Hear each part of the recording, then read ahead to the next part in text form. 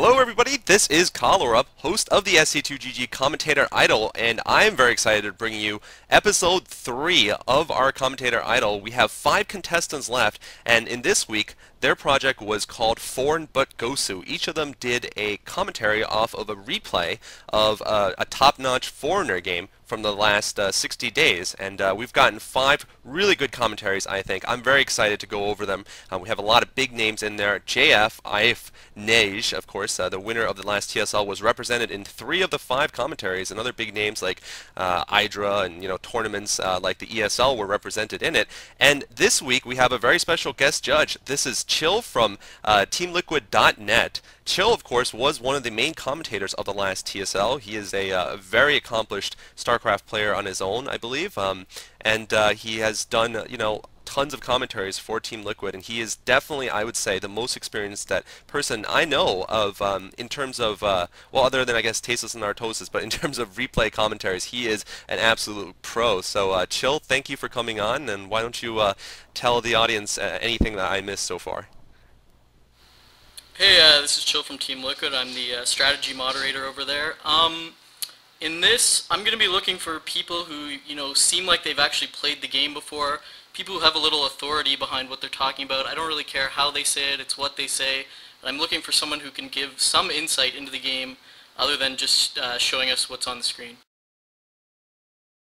All right, thank you. And that is definitely going to be, that's always a criteria. And also this week, another criteria will be just how the camera works. Because, of course, in a commentary off of a replay or on a live game where you're an observer, there is no friendly Korean pro who, or former pro who is moving the cameras. So you have to be very, very good with your observers. You have to catch what is the most critical action at a given point, but you also have to catch other things that are going on in the background, and you have to do all of that in a way that doesn't make people dizzy.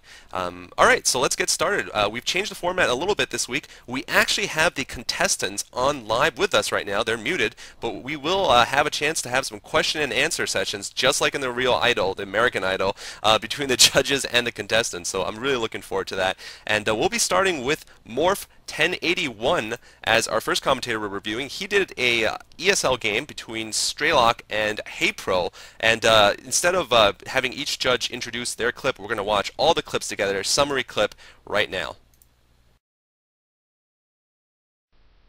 Good morning, Internet. My name is Morph 1081.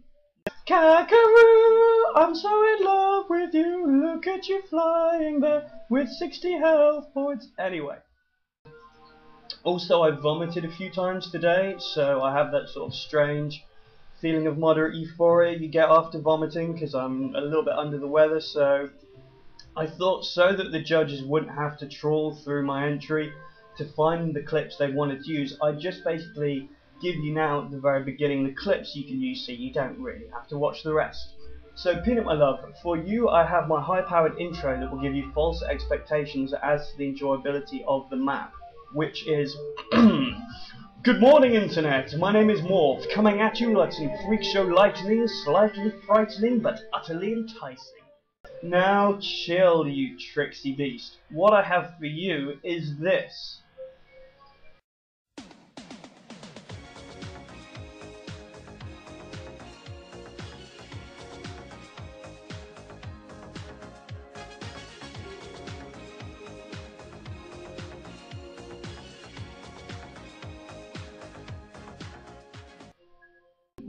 The natural and the main are actually quite easy to defend.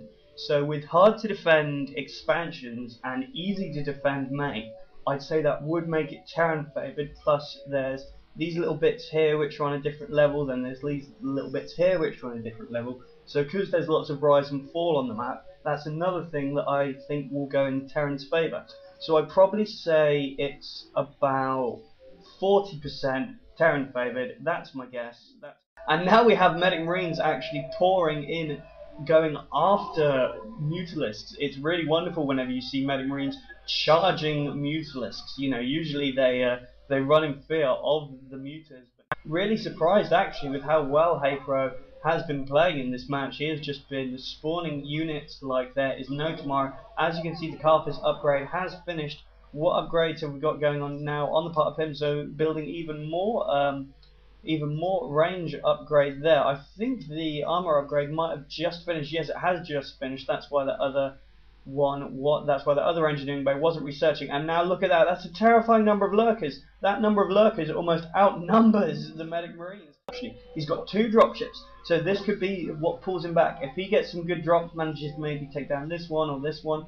Oh, and there's even Ultralisk Cavern. Oh my god, we've got an Ultralisk Cavern and a Defiler, man. So we're going to see some serious tech. Once again, Zerglings pouring in through here, Lurkers coming down in the other direction, and when we see Ultralisks supported by Defilers, it's going to render this medic marine force null, void, mute, and impotent. They will be able to do absolutely nothing against an Ultra. Alright, hope you guys enjoyed that clip, and we'll be starting here with Chill, then going to Peanut and Rise. Each of the judges will talk about what they think the contestant did right and what they think they did wrong, and then maybe one recommendation that they would give to the contestants. Chill, why don't you start? Alright, the first thing I noticed was that he didn't cover the replay bar, which is a little disappointing whenever you're doing a VOD of a replay. That can be handled really easily externally or internally with programs. I appreciated his Blue Storm map analysis. Even though it was wrong, I appreciated the effort and I could follow his logic. It was clear logic. He just missed a few things that affects the balance of Blue Storm. He missed a lot when he was scrolling around. He was focused on one area. He wasn't going back and forth. Specifically, the first science vessel dying is so telling in Zerg vs. Terran. And to not even mention that and to be focused on upgrades, that was really disappointing to me. Overall, I think it was a pretty acceptable commentary. There was not enough analysis for my taste, but it was a pretty good play-by-play. And the final thing I wanted to mention was that acting surprised is really good, but when you go to the Hive Zerg and you see an Ultralisk Cavern and a Defiler Man, how can you be surprised at that? Like, that's textbook Zerg vs. Terran, so I don't think it adds anything to be like shocked when you go to these buildings, so that kind of turned me off a little bit.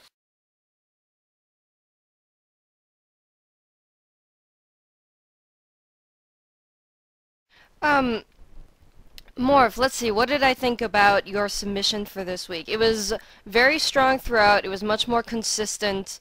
I was very entertained. Of course, you threw in a lot of your own singing and chanting at various times, which was very entertaining, and I felt helped to lighten the mood without distracting too much from the overall commentary. And some parts of it were very cute. And especially when you went whoop, and the Kakaru song was hilarious. I really liked the part in the clips at the end when you called the Zergling force null, void, mute, and impotent. That definitely brought a smile to my face. It was very good. There were parts of it where I felt a little seasick from the map control or the moving around the map.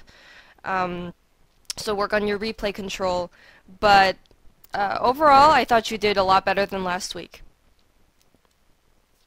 Yeah, I can see how impotence brings a smile to your face. That's a weird thing to say. By the way, I think that you did a great job, Moore, for the most part. I thought that you really took our comments to heart from the last episode, because I felt like you really had a more consistent color throughout the commentary. So you started off strong, and I thought you continued it strong even through your play-by-play, which I also felt was pretty strong in general. The fact of the matter is you were at the action at all points. So even though you missed some of the build stuff, like Chill mentioned, for the most part you caught most of the action, and what I would consider the really important parts to see where the game is going to go in the end, because you can have whatever upgrades and units coming that you want, but if you take out an entire army and you miss that because you're talking about the upgrades, well, it's not such a good thing. So good job with that. I also agree that you should try to cover the replay bar, as that is a game surprise ruiner in a way. So other than that, nice job this week. Alright, and we'll be moving on to questions from the judges now. Chill, I believe you had 2 questions you wanted to ask Morph. Go right ahead. Alright, first of all, given how much research and analysis goes into foreign StarCraft, don't you think you should have taken the time to research Bluestorm? I mean, at least look at the balance percentages in pro gaming or foreigners. I mean, your analysis was completely on the wrong side of the scale, and although I appreciated you put your own spin on it, it was just wrong. I'm just wondering what you were thinking about that, and I'm also wondering if you noticed you missed the first vessel dying, and if you appreciate how big a deal that is in ZVT.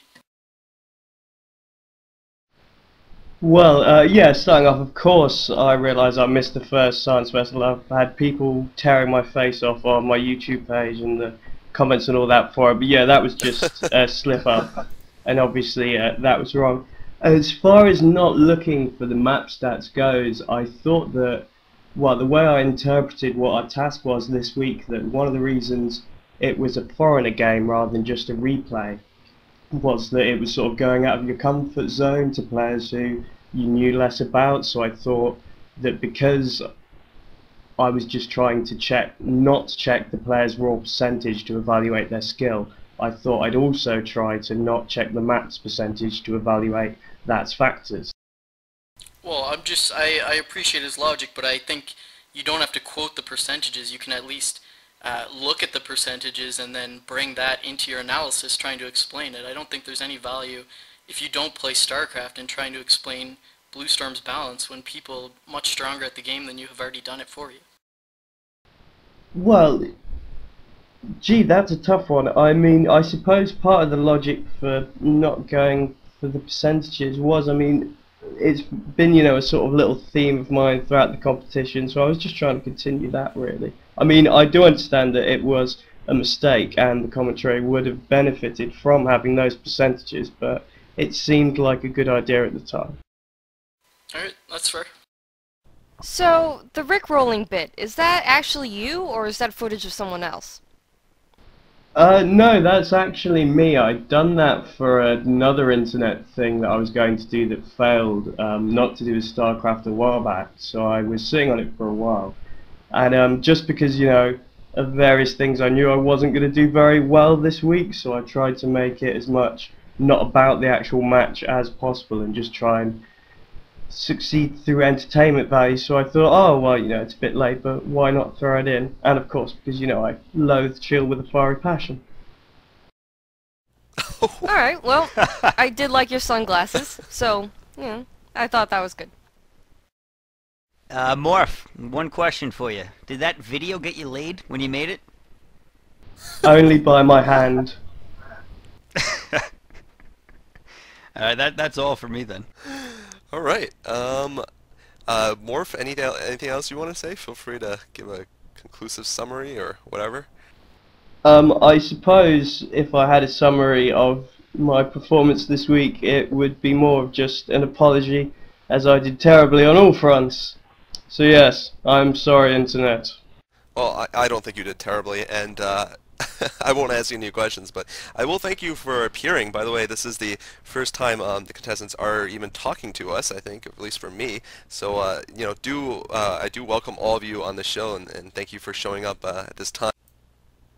Alright, and that's the end of our segment for Morph. Thank you very much for coming on again, and we'll be moving on right now to Hazel. Hazel did a very nice set between JF and Never, and here are some clips from Hazel's commentary. Hello everyone, this is Hazel bringing to you another exciting installment of Commentator Idol Episode 2, Attack of the Drones. I'm just kidding, there won't be any attacking drones, but we will see foreigners, but Gosu foreigners playing for us today. Even as I say this, what's this? What do we have here? This is a 6 supply scouting probe. No, this is not a scouting probe, ladies and gentlemen. This is what we call a cheese probe, built to cheese. And oh my god, there is another piece of cheese going off. Gastille, yeah, Gastille. Nice move by Genthe, I have to say. He is showing some interesting cheese right now. He's not showing us a laid-back game, and this is the type of game that I like seeing. Now this probe is going to run laps around the mineral line, living as long as it can, seeing, scouting, and also manor pyloning. Nice manor pylon. Wow, Genthe is really serving up the cheese today. He's served up 3 kinds of cheese: American, Canadian, Swiss, proxy gating, gas stealing, and manor piling. He's going back to say, oh my god, he's killing the polar bear. Why would he do such a thing? Wow. Oh my god, there are 2 barracks with 2 fire bat heroes just running out here. This is a nice sneak attack by Never. Maybe he'll be able to do something, but no, Genfei's army is in the base. He has dragoons at the bridges. I don't think Never's little fire bat adventure will do anything right here. The gateway will go down. This is a waste of 250 minerals because, well, the harass just didn't work as well. Another DT comes in, will Never scan it before he gets so many Marines killed. Wow, nice little ninja attack there by Genfei. But I don't think it'll last long. I really don't think it will. Never has the scans. He's had that scanner up for so long. He has the energy to take down those Dark Templars. It looks like Arbiters actually from Genfei. This is interesting. I don't actually like this build very much because every time I see a Protoss player do it, Tester did it, Songho did it, all against Haya, they always failed. And this is probably because they don't really secure their 3rd base before they go for their Arbiters, and then they don't have the army to support their Arbiters with. They don't have Dragoons and Zealots, they only have Arbiters, and that's really not what you want to do. Oh my gosh, the Marines get past, they're stimming, they're running past these Dragoons. The Dragoons won't be able to support the Zealots. He's approaching now, but he doesn't have enough Zealots. Where are his Zealots? He has maybe 4 Zealots total, and it doesn't look like he'll do much, and the mine takes down the High Templar. Now there are no Storms left. There are only 6 Dragoons left. This does not look good for Genfei. Genfei has 6 units. He has a couple of Zealots coming in. Probably he realized that he needed a lot more Zealots, but he really doesn't have anything. This really doesn't look good. This is the last attack force that Genfei has, and it looks like it's gonna go down. Are the Zealots gonna do any amazing micro? No mine drags go off. This is over. This is really over, folks. There are no Dragoons left, and it is GG. And I just want to note that Hazel said in her comments that she drank 2 Red Bulls before this commentary. So we do have to note that she drank 2 Red Bulls, and we have to note that Morph was vomiting before the commentary. These things do matter. As we'll see in the other commentaries, there's a lot of special circumstances for a lot of these commentators this week. Right now we're going to start with the judges telling us what they thought about how the commentators did this week and some recommendations they would give. Chill, why don't you begin?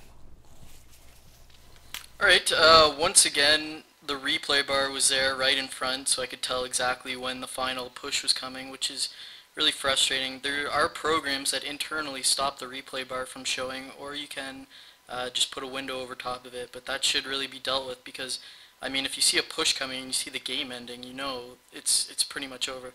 So that was really frustrating to me.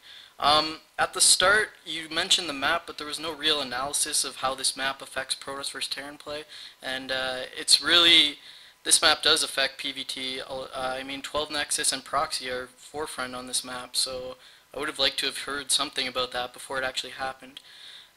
During the Proxy, I got no sense of what JF is doing in his main. I mean, you stayed on the Terran's main for the entire time, and then suddenly JF is teching to DTs, and I didn't realize that until the Templar Archives was going up. So I would have liked you to go back and take a look there. I realize while a proxy is going on, there's a lot to do, but surely you can find 2 seconds to see how JF is going to be following this up.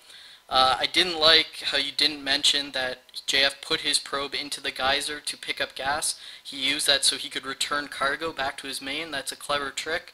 There was no mention of that whatsoever, so I found that annoying. You mentioned that Arbiters were going to be the nail in JF's play, but that is not true whatsoever. Arbiters aren't that much of an investment, and it's largely gas, so I thought that analysis was way off. And also, an Arbiter build like this is because of the map. So I really felt that was lacking. When the first push came and JF tried to break it, I liked that you picked up right away that the Zealots were missing. That was exactly correct, and that's why that push break didn't work, so that was really good. And the final thing, I got the sense throughout that you were casting from the future, and what I mean by that is I got the sense that you had already watched this replay and you knew what was going to happen. Maybe that's not true.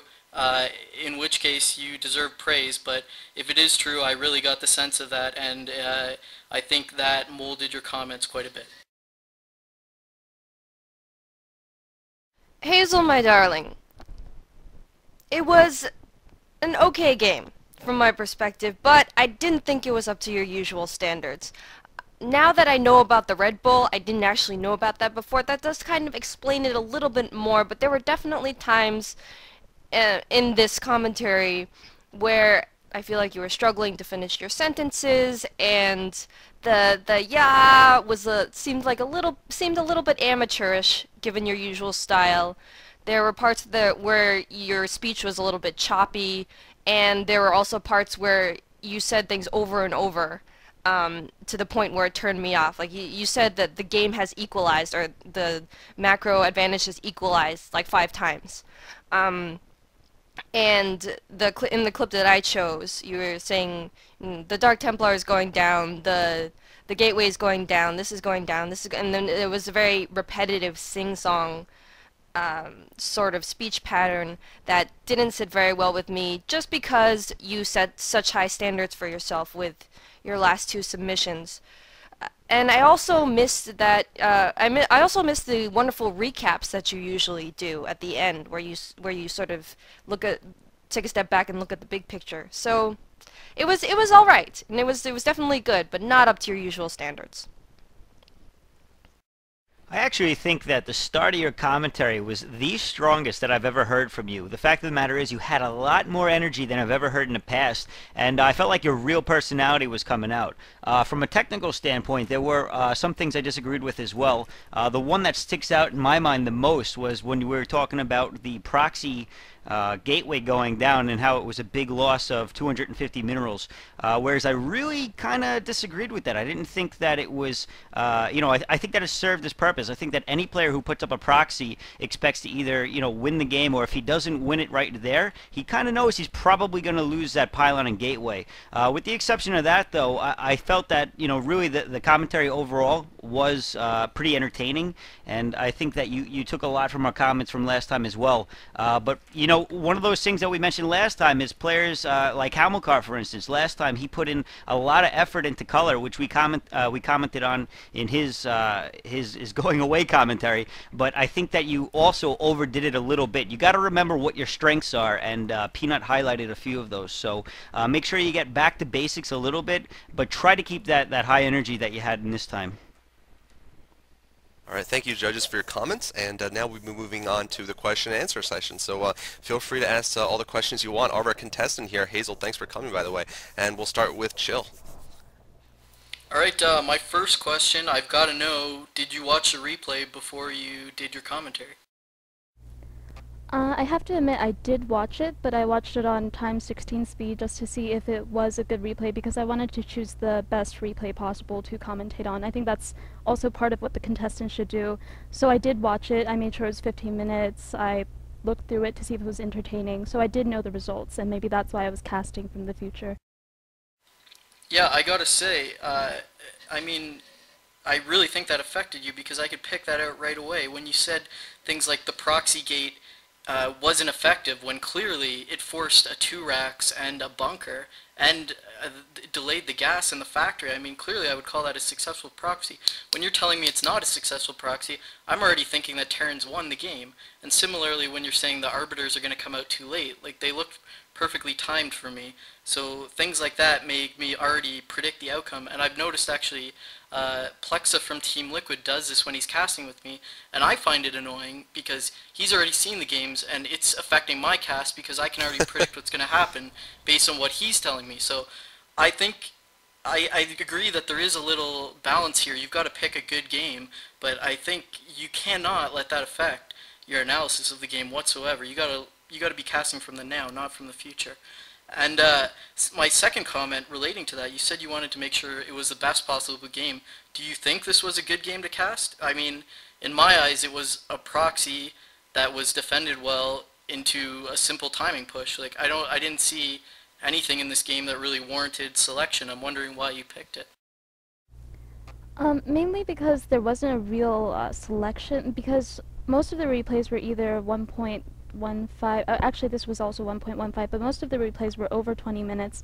It was really difficult to find a game, and when I found a 15-minute one that was, well, kind of entertaining in the beginning at least, because the cheese I think was actually really well executed, even though like I still believe that the cheese didn't do as much as it could have, the proxy gates, because no SCVs were really taken down. But I think that in general, the game was very entertaining, at least in the beginning, and it might have gotten a little more towards the standard game towards the end, but I think it was actually a nice game choice. Alright, that's fair. That's all I got. Alright, and let me just say something from the producer's point of view.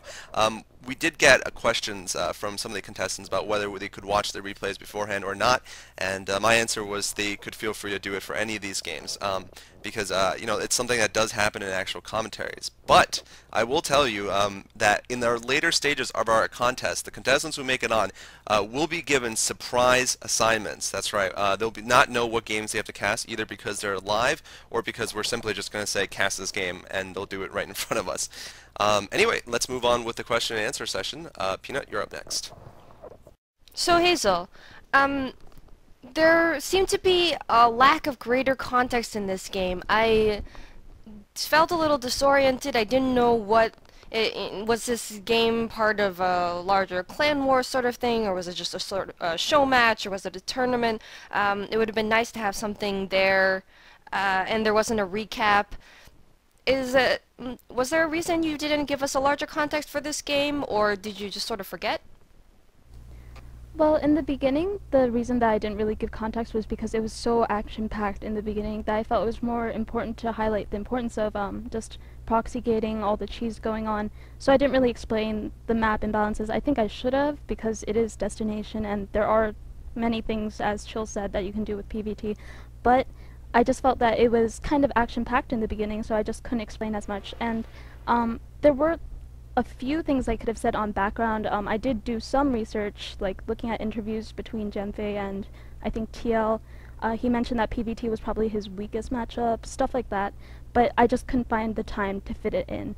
And another reason why I probably didn't have the context was, like, I found this off of a Chinese SC replay site, and the type of game that it told me it was customer, so I wasn't really sure what that meant.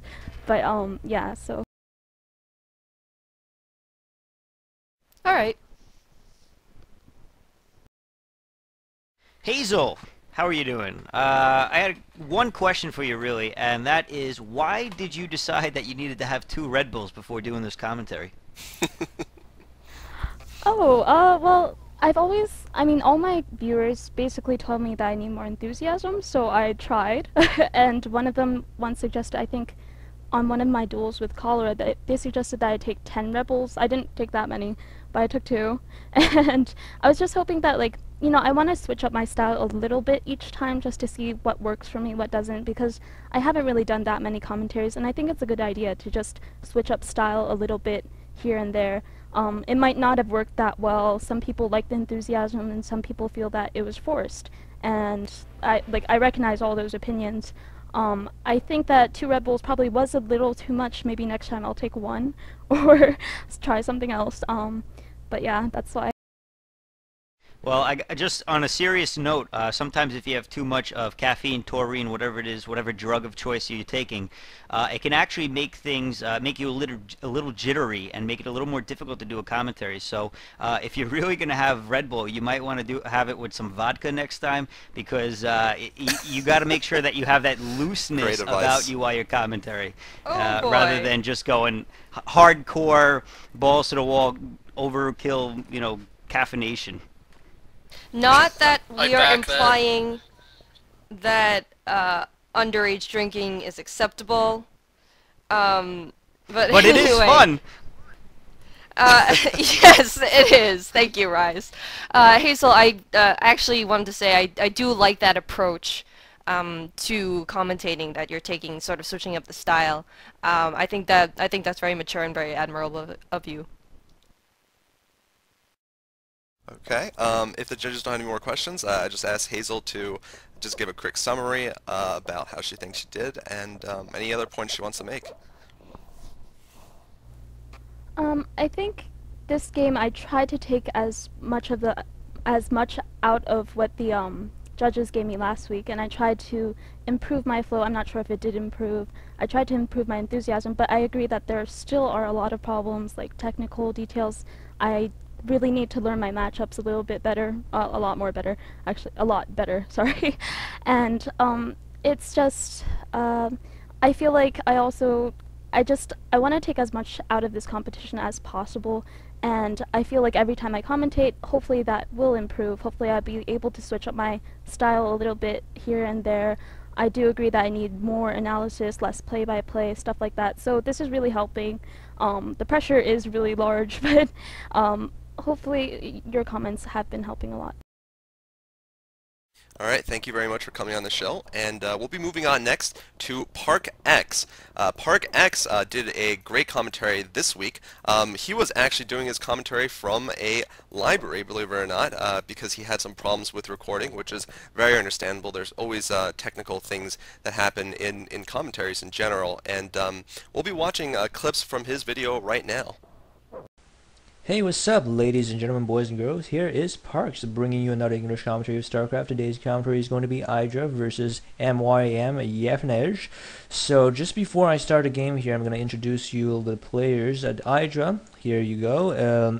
Hydra is an American-born StarCraft player that is one of the only ones that have made it into the Korean scene. He currently plays on CGN to Zalon. Terran's going for standard supply depot in the barrack, and just to talk about something, because I don't have a lot to talk about here. You see the placement of the barrack here? It is actually there is actually a meaning for this placement. It is to micro the Marines between the barrack and the command center in case of a Zealot harass here. But since the Protoss has gone for early gas, the Zealot harass is highly unlikely here. The Protoss is probably going for Dragoon range into expansion if he spots that FD, although I'm not sure. Oh, looks like the Terran is putting SCVs back on gas here as soon as the Probe Scout has left, so he is faking an FD and going for 2-fac here. Very interesting strategy from Hydra. 2-factory push is the Terran, the standard Terran rush build, the standard Terran early pressure build against the Protoss, so he has given false information to his enemy here. I have no idea under what contest this game was played. The replay description said Media versus Euro, and I know that MYM, Meteor Makers, the team that JF is a part of, is based in Europe, and Media is actually the team of Hydra. So so probably this was played under some kind of a clan war contest. Then you should really go for some guerrilla tactics, which is for the Protoss, that is the Shuttle Reaver, and the Shuttle Reaver is coming here. Advantage into this game. He really needs to deal a lot of damage, and he is indeed doing a lot of damage right now with that Reaver. That Reaver has about 10 kills. Oh my god, that's a lot of kills on the Reaver. Damn, I can't yell. I'm in the library just to tell you guys.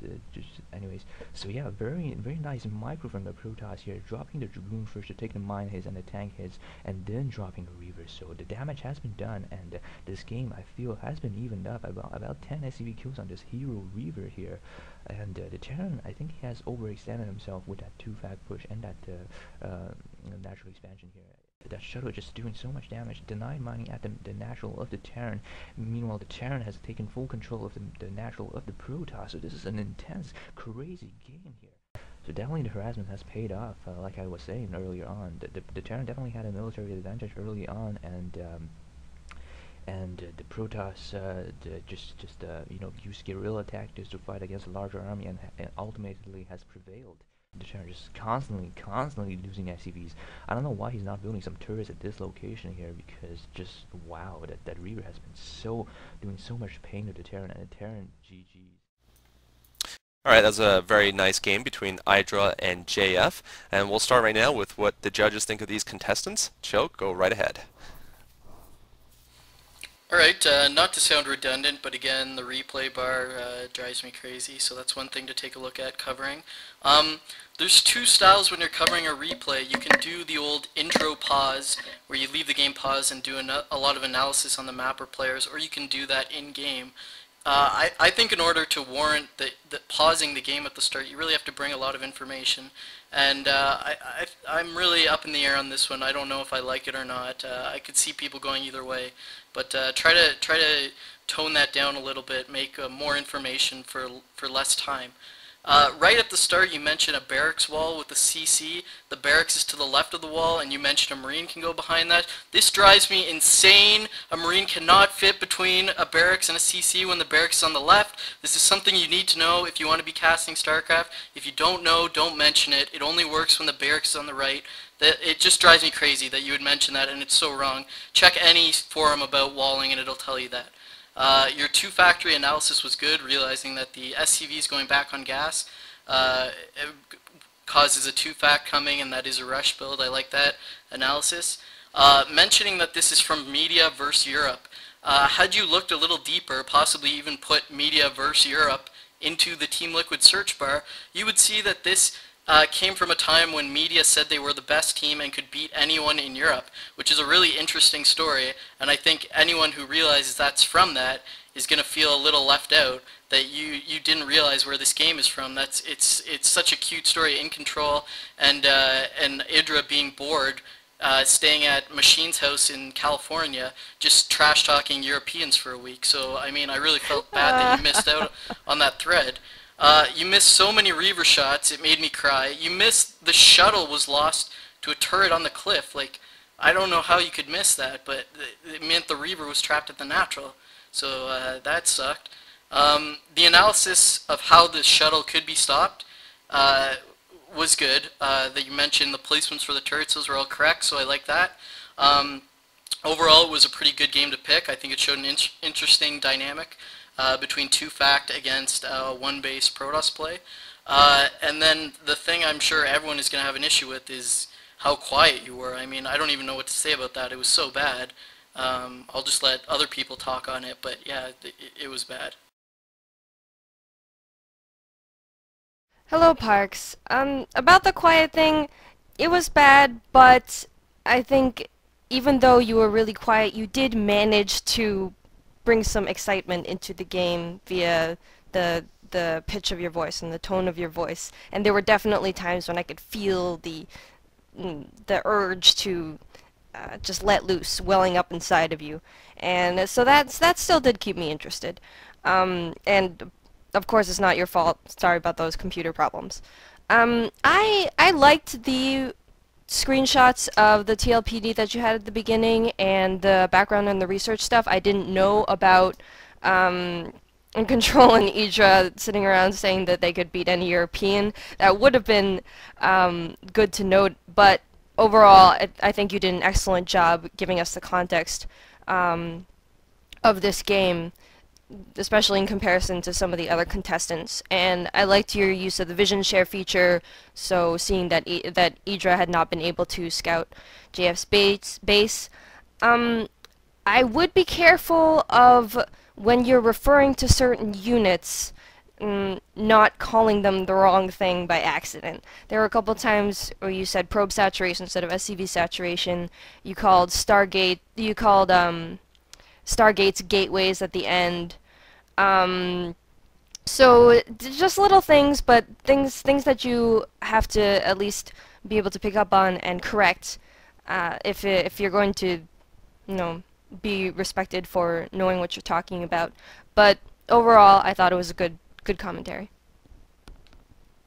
Hey, ParkX, how you doing? I actually thought that your commentary, although I was a little bit worried at first when you first started and it was so quiet, I was very impressed at how into it you sounded for not being able to scream, especially when the Reaver took out about 10 SCVs at the same point. You were like, my God, I want to scream right now. So the fact that you at least had the emotional part of it in, even though you couldn't really scream about it, was pretty cool, and it kind of got me back into the replay later on. I also felt like you did miss a couple of key things, specifically the shuttle being taken out and the two Reavers left behind the mineral line at the natural expansion. For a second there, I was like, what the hell happened to his shuttle? Why wouldn't he have picked it up? And then I realized, obviously, with the turret on the end. So it would have been nice if you had caught that, but obviously replays, there's a lot going on, so sometimes it can be tough to find it all. But overall, you know, considering the conditions that you were in, I thought that it came out pretty well, and you know, you went from sounding Klazard-esque to Diggity-esque, in my opinion, and I thought that for the most part you did a pretty good job with what you were dealing with. Alright, thank you, judges, and now we'll be moving on to the question and answer session. Chill, you're up once again. I just want to know, first of all, if you watched the replay before you decided to cast it. Well, I saw the replay, but I checked it at 16x to check how long the game was because there was a time constraint on the video. So, but I didn't see the game.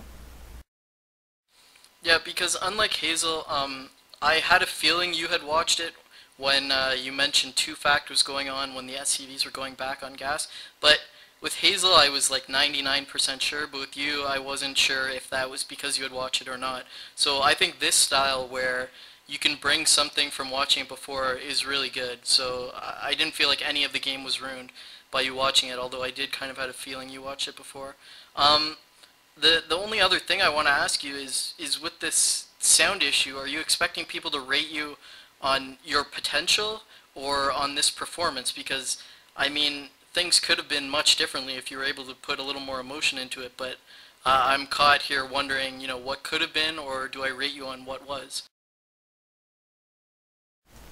Yeah, I'm really sorry about the sound trouble. I have solved the technical things with the computer, so it won't happen in the future. Okay. I have a question about your in-game terminology. So at the beginning, you gave us a lot of interesting info on Hydra and JF, and then after a while, you just stopped calling them Hydra and JF and just said Terran and Protoss. Was that purposeful, or was that sort of a slip-up? It's because when I usually cast games, I get mixed up with the names, and when I say Protoss and Terran, I don't get mixed up that much, so that's one of the reasons. So yeah, maybe later on I'm gonna work on that, definitely. Can I just say, whenever I'm casting anything, I have a piece of paper in front of me, if it's live or a replay, and I write down color, race, name, and then whenever I want to mention them, I look down at my paper to make sure I say the right name. That seems like a little elaborate, but it really helps me. Paper and pencil in this era? Chill. Park X? How do you say your name first off so I don't get it wrong next time?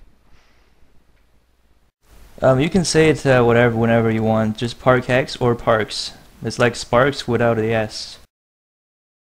Alright, Sparks it is. Hey.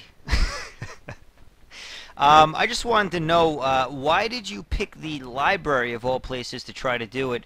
And did you know going into it that you were going to kind of give yourself a little bit of a handicap in the wrong direction in doing so?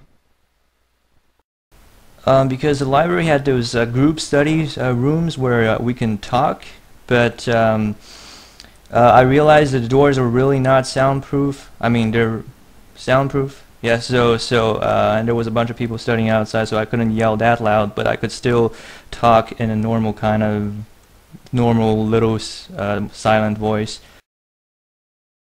One of the things that I usually recommend to people in anything that I do when I work with someone in terms of streaming a video or whatever it may be is to test beforehand. You got to know your environment and what you're working with before you do a commentary, because that can severely affect how your game comes out. I still think you did a pretty good job with what you were dealt, but again, a little preparation can go a long way.